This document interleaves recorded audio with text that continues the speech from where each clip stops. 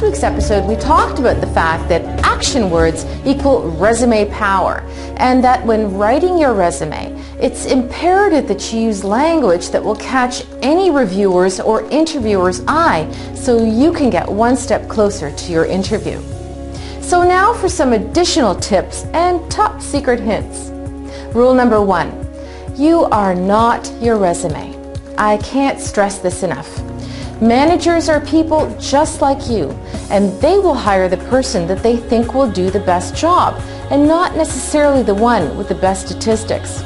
Regardless of how hard you may have worked to earn a prestigious degree or graduate with a high GPA, the hiring decision is going to come down to the interview and the personal impression you make on whoever interviews you. This means that even if you don't have the greatest academic record, you can still earn the job you're after with a memorable interview. But how do you even get an interview if your education or past work experience is not quite up to par? Your resume is the key. Here are 3 tips for giving it an edge, even when you don't have the most impressive credentials. Number 1. Be sure to use industry terms that are relevant to the job you're applying for. Many times resumes will be first filtered through by human resources personnel that have little or no knowledge of the type of job you're applying for. They'll be told to keep an eye out for certain skills. If you don't have those specific terms listed on your resume, it'll likely get discarded.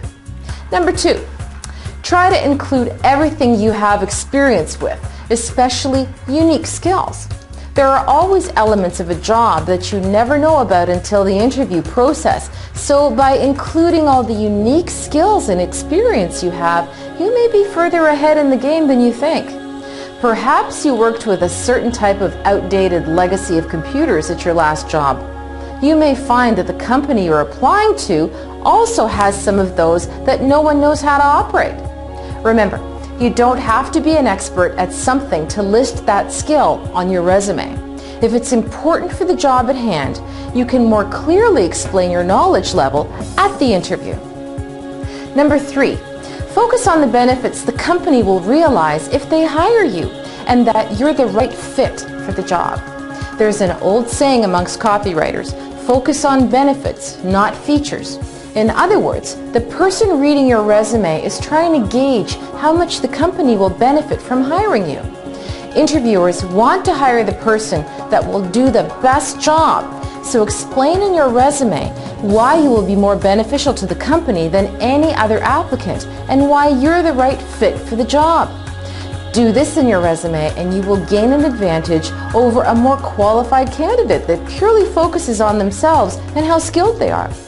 Number 4, just as we talked about in episode 10, a well-formatted resume will make a difference. Compared to the years of hard work it takes to develop the contents of your resume, time spent formatting it will afford you an excellent return on investment. Remember, first impressions mean a lot, and in the job world, your first impression is usually your resume.